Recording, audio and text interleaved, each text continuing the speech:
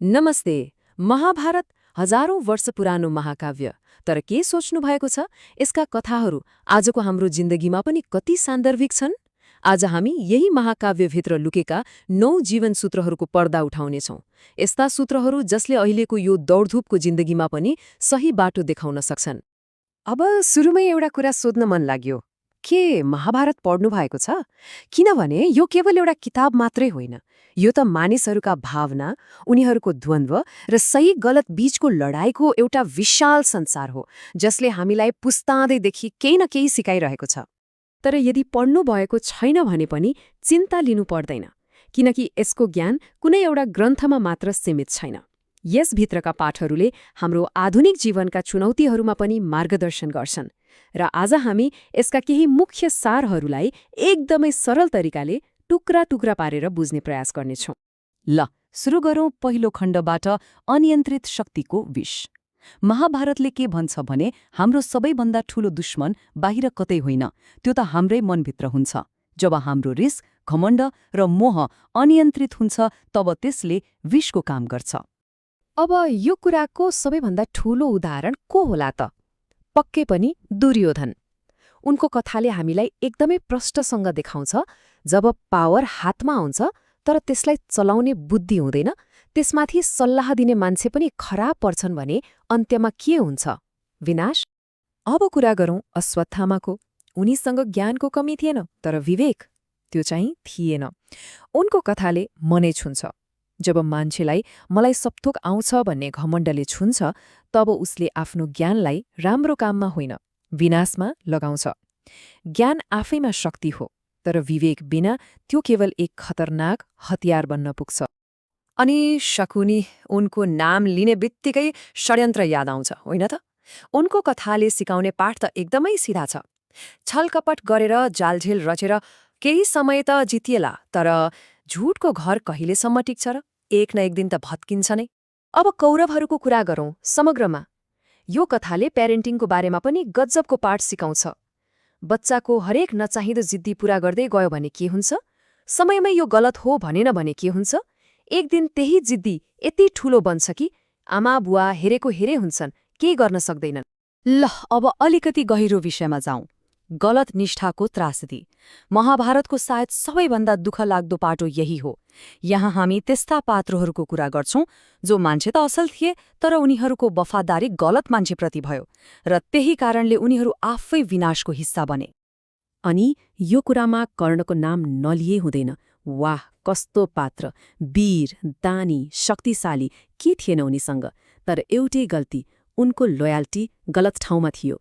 उनको कथाले के सिकाउँछ भने हामी जतिसुकै राम्रो र शक्तिशाली भए पनि यदि हामी गलतको पक्षमा उभियौं भने हाम्रो सबै गुण बेकार हुन्छ।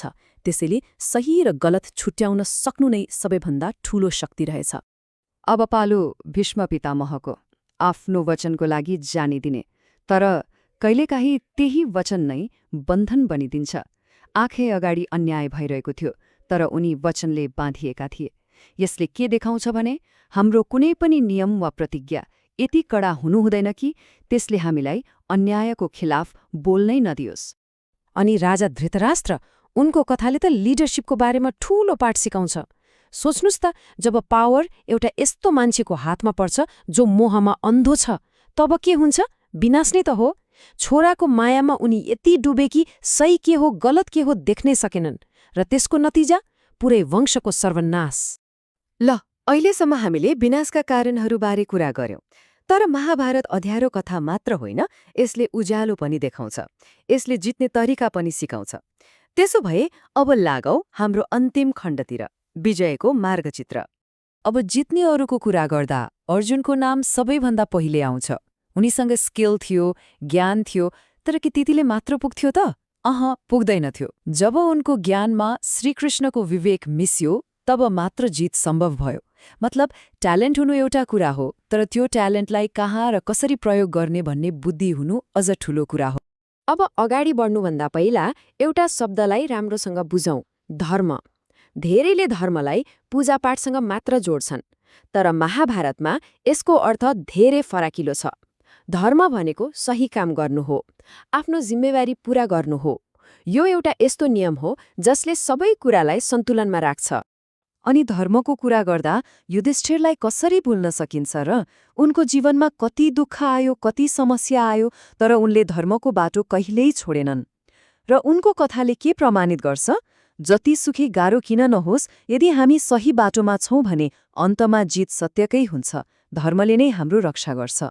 त्यसो भए अन्तमा महाभारतले हामीलाई दुईवटा बाटो देखाउँछ। एउटा बाटो छ गलत काम, मोह र धोकाधडीको, जसले विनाशतिर लैजान्छ। अनि अर्को बाटो छ ज्ञान, बुद्धि र धर्मको, जसले जित दिलाउँछ। अब कुन बाटो हिँड्ने, यो निर्णय महाभारतले हाम्रै हातमा छोडिदिएको छ। समग्रमा भन्नुपर्दा महाभारतबाट हामीले के सिक्यौं त? यो एउटा लडाईँको कथा मात्रै होइन रहेछ। यो त एउटा मोरल कम्पस जस्तो हो, जसले हामीलाई सही गलत छुट्याउन सिकाउँछ।